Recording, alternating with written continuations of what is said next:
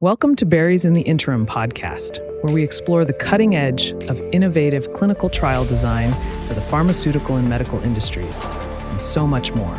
Let's dive in. Welcome, everybody, back to In the Interim. I'm Scott Berry, your host.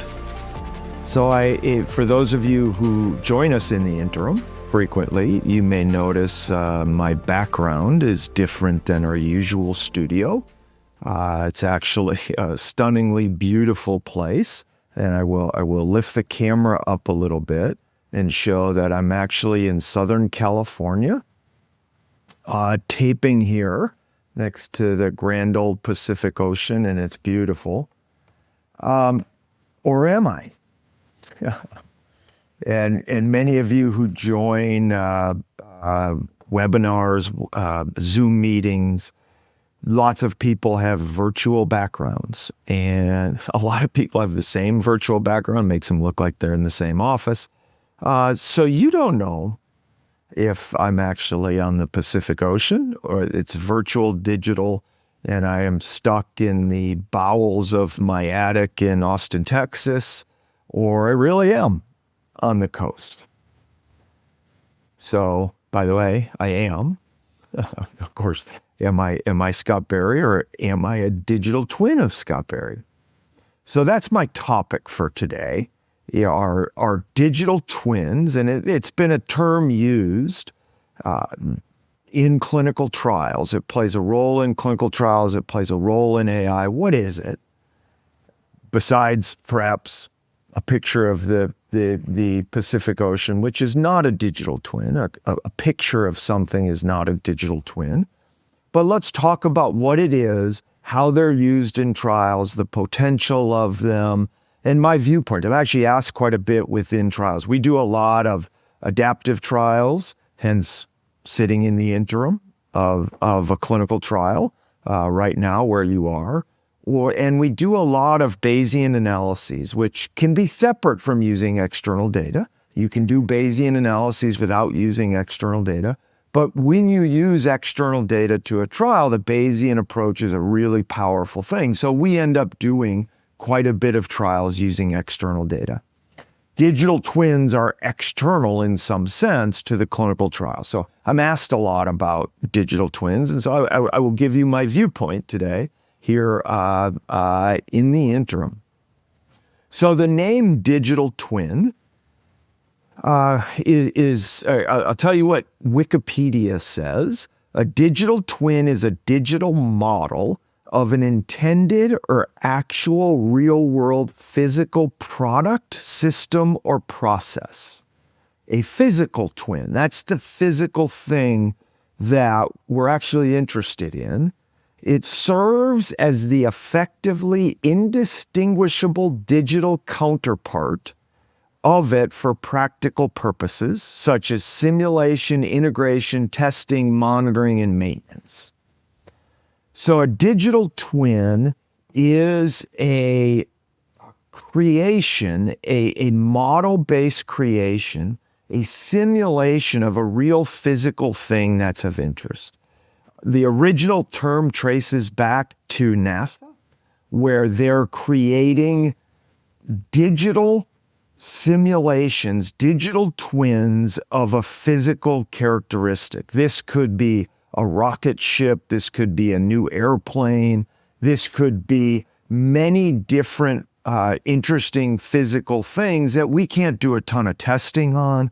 You could imagine the Department of Energy doing this for tests of nuclear testing, where we can't just be blowing things up. So we're creating digital twins of that physical system. Incredibly powerful, but of course, powerful to the extent of its realism and in this scenario. So let me give you an example of a digital twin that we've never called a digital twin before, but it is completely a digital twin, and it's something we do quite a bit of, which is clinical trial simulation.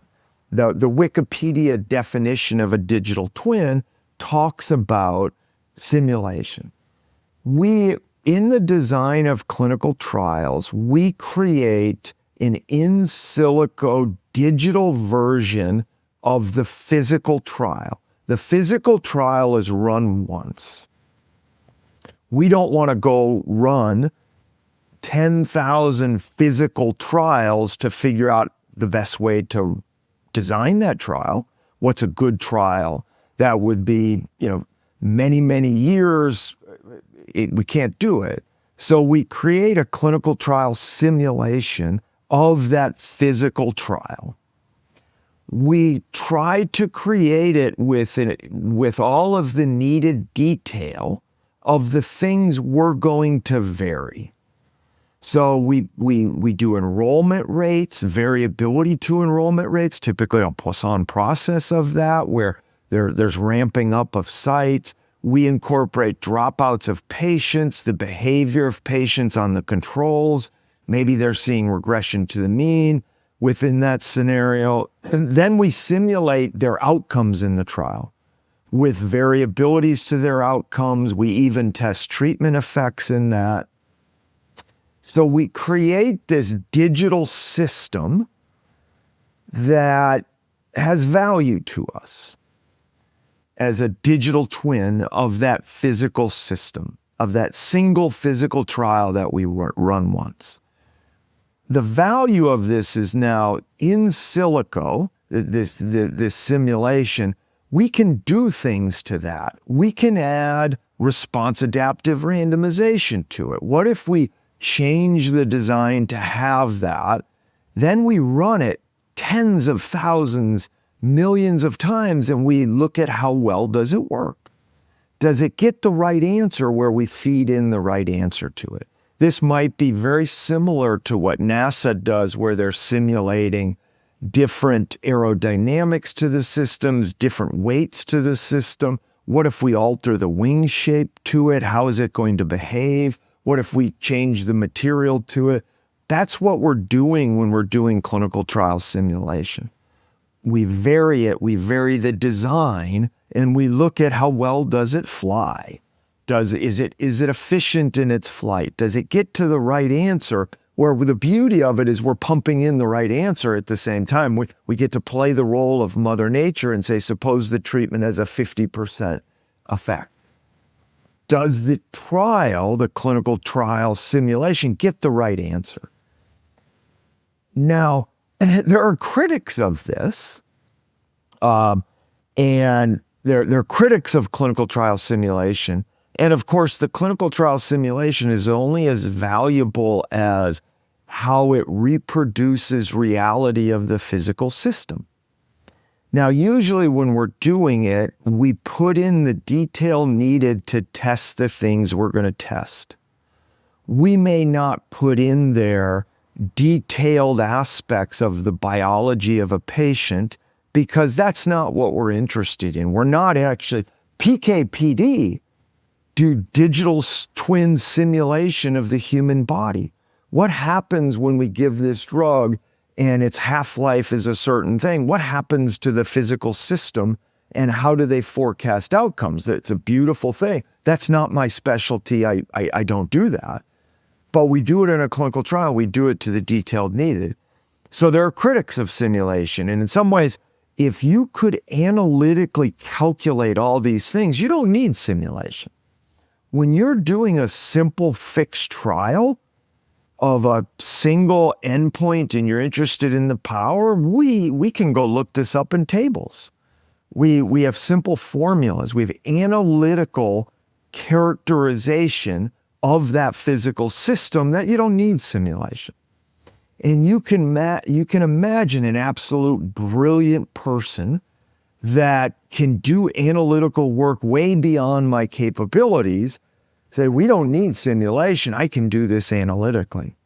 Now, I think that only works to an extent of the complexity of your design, and it can be limiting in the complexity of your design. If you believe we have to analytically understand the trial, it immediately sets the complexity to a level that I think is limiting.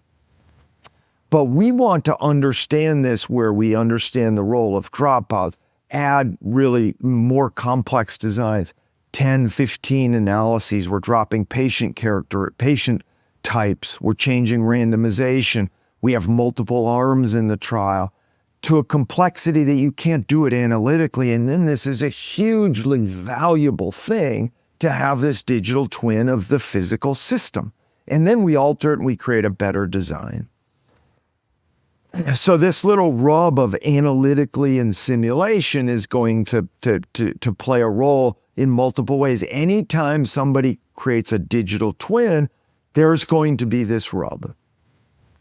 Now, digital twins aren't brought up as clinical trial simulation in the world of clinical trials, but it is absolutely a digital twin. Digital twins are a term that a company is using. The company's name is Unlearn. I don't have any relationship to Unlearn. I've talked to them. I think they're quite brilliant, and they've created something, and it may be even some level of proprietary, where they label things as a digital twin, and that's been making its way.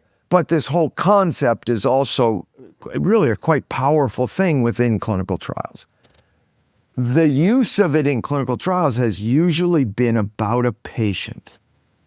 Can we create a digital twin of a patient, not to a biological level of what are the level of cholesterol and then giving them a statin, what happens biologically, but one where we create a digital twin of what their endpoint would be in a trial or endpoints of interest if they were on a control, if they behave in a way that we have previous data that we can create a potential digital twin of that patient. So we'll use as an example, a couple examples, and I think Unlearn talks about Alzheimer's and ALS. And so we have a patient that comes in a clinical trial. They have a baseline CDR sum of boxes. They have a baseline amyloid level.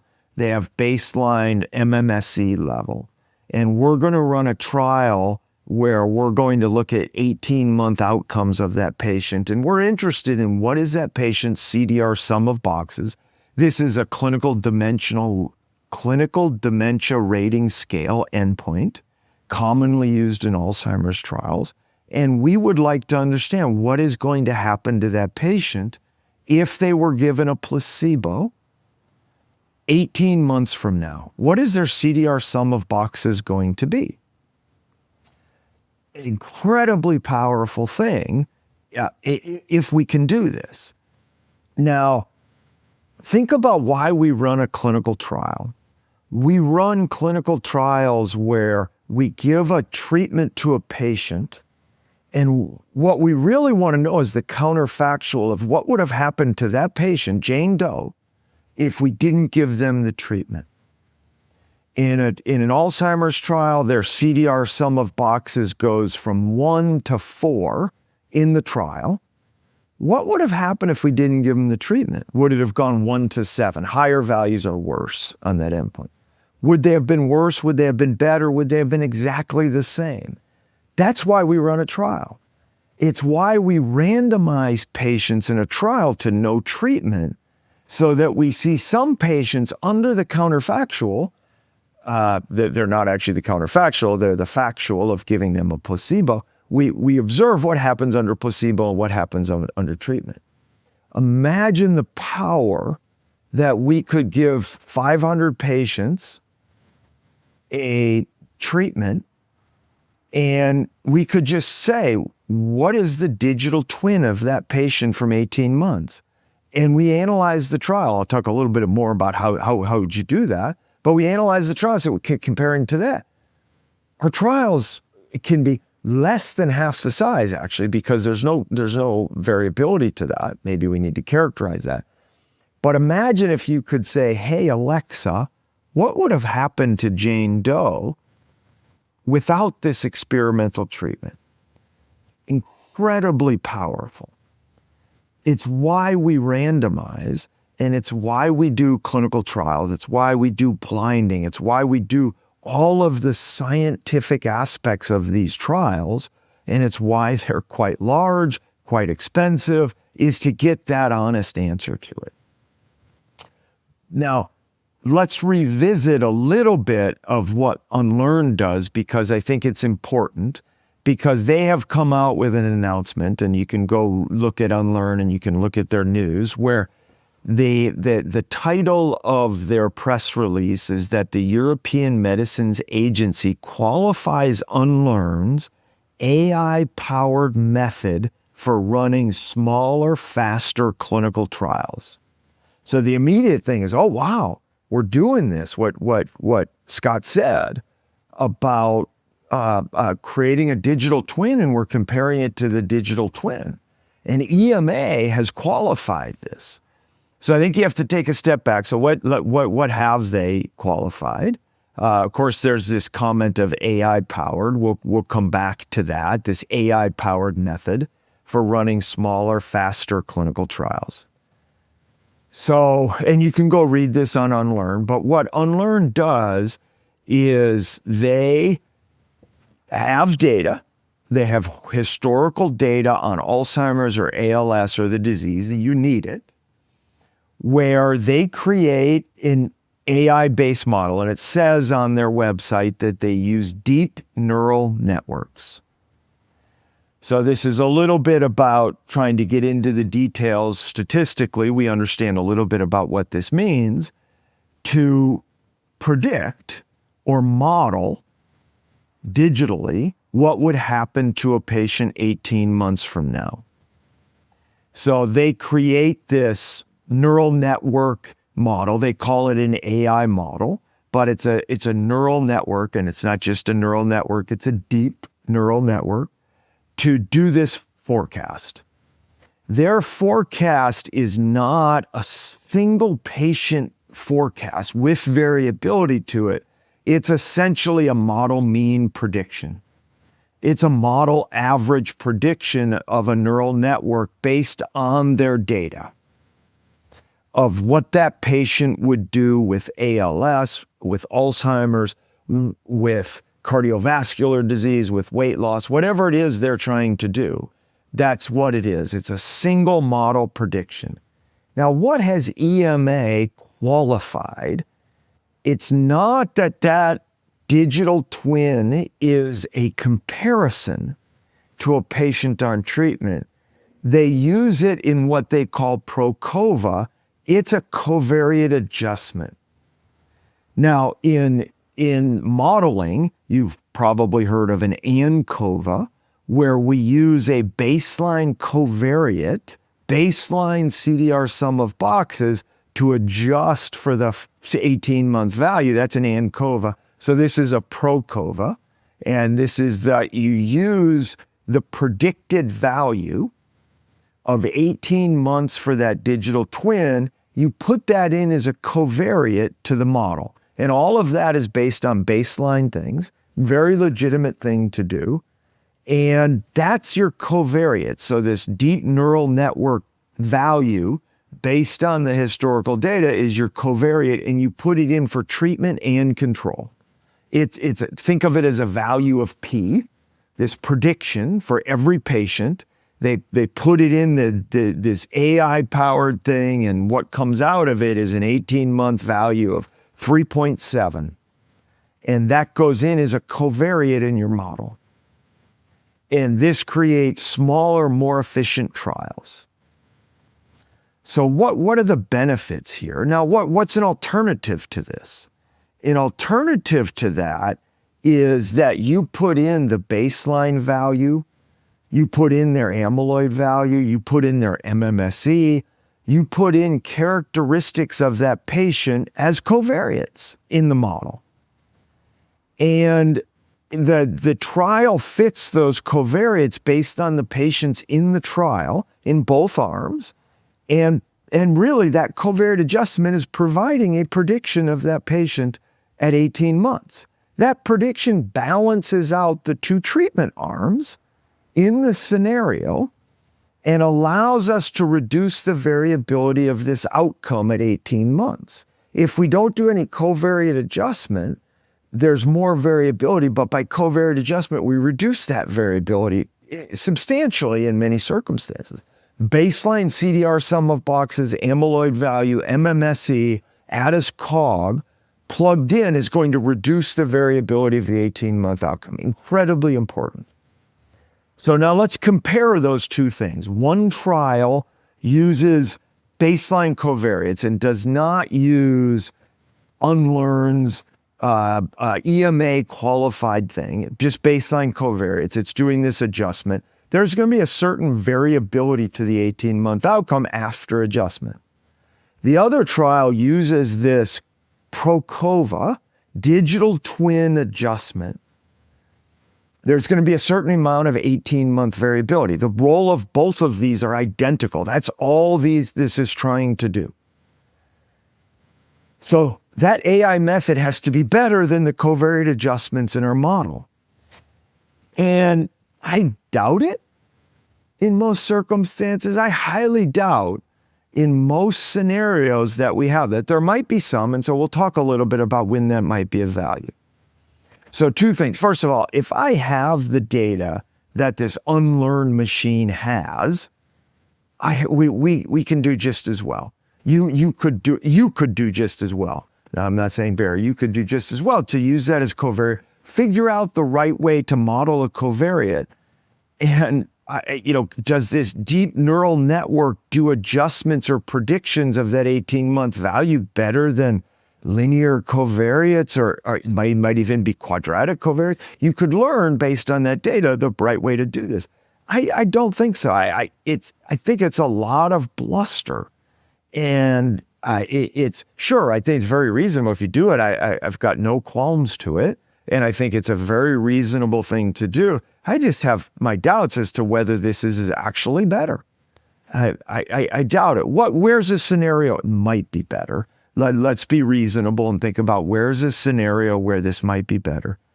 Suppose they have a couple hundred patients in a rare disease that you don't have in a scenario, and you're not sure how to do covariate adjustment in it, and they can provide this prediction. I think that could be of value. Where you don't have the data, you don't know how to do this covariate adjustment, this could be a very reasonable thing to do in that scenario. Now, in a scenario, let's think of ALS. ALS, by the way, has this incredible resource. The PROACT database is this incredible resource in ALS that has natural history of ALS patients' behavior, randomized placebos in there. They might even have active treatments in this data set. I'm not sure of that, but it's an incredible resource. I'm sure when Unlearn does their deep neural networks, it's using that database. So I don't think there's value there if you have the same data they have in the scenario for a couple reasons. I think you could figure out the right covariate adjustment. Time since onset of disease in ALS is a good predictor. Their current ALS FRS. I think you could do really, really well in there, and you don't need this AI-powered thing. I'm not even sure it's better. But they don't tell you what the model is. It's proprietary. So they give you a value of 3.1, but you don't know what the model is. I don't think that's the way forward here. And I think it's a bad way forward with AI. In clinical trials, I think we need that model written down. I think we need that model to be verified and reprogrammed, and we get the same value to that. I think if digital twins go this route, that it's this super secret deep neural network thing and it gives you a number, that's bad. And that's a bad way forward for clinical trials. Now, I don't want to fault Unlearn. I think there's actually, they may be doing things that are hugely valuable. And even if that's out there, people are going to want to see it and use it in scenarios. So what are the benefits of it as a covariate adjustment? I think it's a lot of not much in there in these scenarios. But let's think about the future. Let's think about where this is going. We are going to get really good at the prediction of an individual patient level. I mentioned this PROACT database. ALS in a clinical trial, when a patient comes in, we can make really, really good prediction of where that patient would be under natural history. Incredibly good.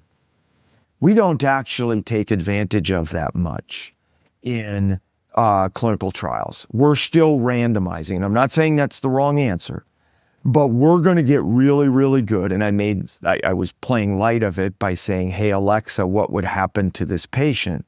We're going to get really, really good at that. And moving forward, we have to utilize that. And we're going to get really good at that in a lot of different syndromes where we get a snapshot of a patient at a point in time, and we're going to be able to have a really good prediction of that.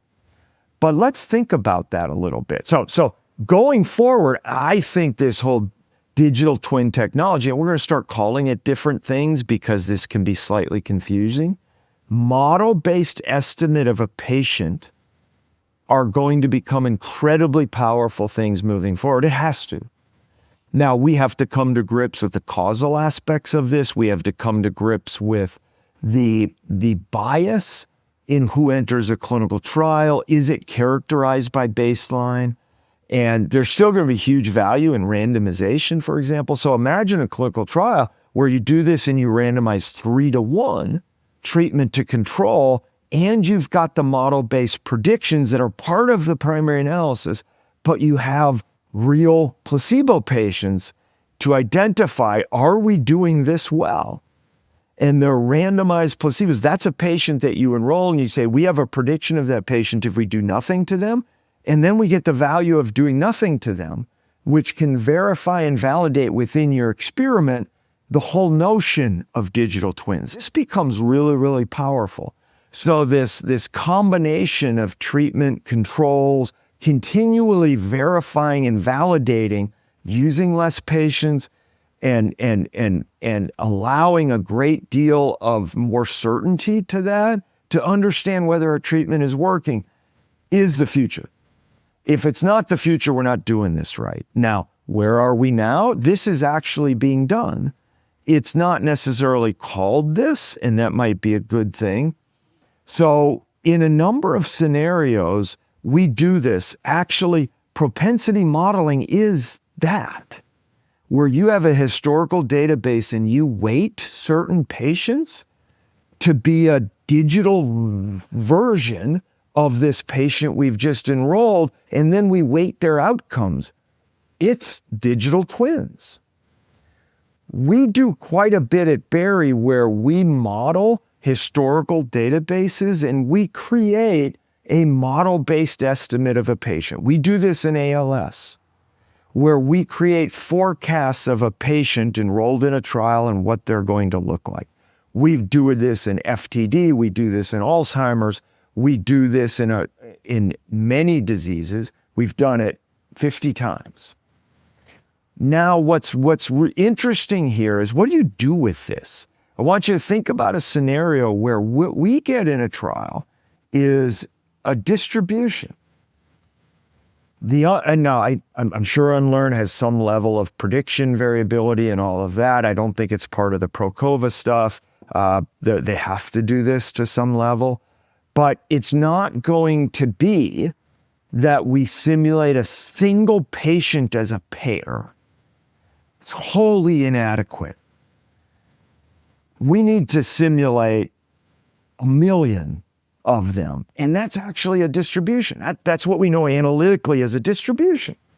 So coming back to this issue of clinical trial simulation, where we do a lot of clinical trial simulation and we have critics. I think Steven Sen has been a critic publicly on Twitter of simulation within that. And he fits into this category of this brilliant person that can do analytical things in that. We might be critics of a single simulation of a single patient of, I want 1 million. I want a Google number of them, which is actually just an analytical distribution for every patient that walks in the door. Jane Doe comes into a clinical trial. We want a distribution of that patient. And the title of this in the interim is Digital Googols. which is 10 to the 100 twins. Digital Googles of this is just a distribution. It's an analytical characterization of that patient. Now, how do we do this in a trial? How do we do p-values? How do we do Bayesian posterior probabilities? Now, in many of our trials, that model that we've created has a mechanistic effect like a rate of decline, or has a mechanistic behavior that going into the trial, we can actually include that as what is the rate of decline for patients on a treatment relative to control, and we're estimating a theta. In an oncology trial, imagine if we have the behavior and the overall survival distribution of a patient that comes in the door that has a certain characteristic with a certain cancer. We could then create this characterization, this model-based estimate of their time of overall survival, and we can fit a hazard ratio based on the individual patients that come into that. So that's a little bit of one step forward of using the model-based digital virtualization of that patient to characterize treatment effect, which can be incredibly powerful, especially under neurological diseases, progressive diseases. This can be incredibly powerful. I'll throw out one where this has to be the future, is Duchenne muscular dystrophy. We've had a number of successful, a number of controversial things. We have great data sources. They're actually not as accessible as PROACT. It's actually one of the issues, but it's going to become accessible. We're going to have these phenomenal data sources. We've just got to get rid of the roadblocks to that. And we're going to use these, and we're going to have this incredible virtual characterization of a patient. We know what's going to happen to a 4-year-old boy with Duchenne muscular dystrophy that walks 240 meters. We can show virtually what's going to happen. Can we characterize that and put that in there? So it's a little bit of a different trial. The way forward of this is not, so think about what we do now in trials. We have a treatment and a placebo, and we run things like t-tests, we run MMRM models. We're not going to do that with a single paired observation of that. In a trial, imagine you run a randomized trial where we have a Google number of patients on placebo. That's what we have. And we're going to have to figure out the statistical way to do that. And we've done that. You can do non-parametric tests where the model simulates 1 million observations of that single patient under control. And then you get the one observation only in the physical system of that patient on treatment. But we've got no uncertainty in this distribution.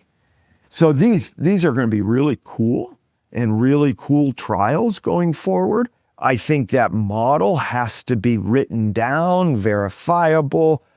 People can go back and make it better as we go forward, as you get more and more data. It has to be included into this. Imagine this system. What it really is a disease Alexa. What is going to happen under this patient? And the characterization is unbelievably promising within that. And I think that's the way forward. So in a way, I don't want you to think, oh, Scott's critical of digital twins. I might be the most excited person out there for this virtualization of a patient in ways that I think models can do this really, really well. And what it prevents is putting a lot of patients on a control. Think about how many patients we put on a control. And first of all, randomized trials are so incredibly valuable. We're seeing the reason for it within current healthcare policy and all of this, a complete lack of understanding of the role of this, the need of it, the conclusions that come out of it compared to misbehaving uses of other use of data. So randomized trials are absolutely unbelievable, and they won't go away. I think we'll continually randomize, but this idea that 5 trials out there all randomize 50% of their patients and we're enrolling patients under something, and we know what's going to happen to them. We have an incredibly good idea. It's bad. It's incredibly inefficient as a system. So we have to get there. We have to move there faster. Now, it's only as good as the data. And 20 years ago, it just didn't exist. We really didn't have these data sources. Some data sources existed within pharma, some existed within the NIH, some existed at other places. You couldn't get your hands on it. We still have this issue. We still don't have great access to data, but it's getting better. Medical systems, data sources out there, I think there's going to be an explosion of data, and it's going to be to the point that we don't know what to do with it. Let me give you another circumstances of it. So I wear a Whoop band. It's like a watch, a wearable that tracks all kinds of things about me in terms of my heart rate, my blood pressure, my strain on the day, how much I sleep. It's going to characterize things about my behavior, how fast I walk, how big my gait is, how much I type, all kinds of things that are going to characterize people in ways that, what are we going to do with this data? It's phenomenally powerful. And so we're going to need really good models to do this. It might be neural networks that do this. Now, they need to be accessible within that. And if this goes, they need to be open source to some extent if we're going to use them in these incredible, powerful ways. So virtualization, whether behind me is the Pacific Ocean, you may not know in these trials, but this whole idea of virtualization as counterfactual in trials is incredibly powerful. I think that this is the future. We are there, and this is being used. External data is being used in trials in really, really powerful ways. By the way, it's always been used. We've approved drugs based on single-arm trials, and it's been compared to what we think historically what would have happened to those patients. An ORR rate that just seems that it could never have happened based on historical ways to treat patients. We're getting better and better and better at it. It's coming into rare diseases. It's going to be coming into common diseases. And this notion as a system of enrolling all these patients on a control just seems, wow, incredibly inefficient. So, thank you for joining me here in the interim.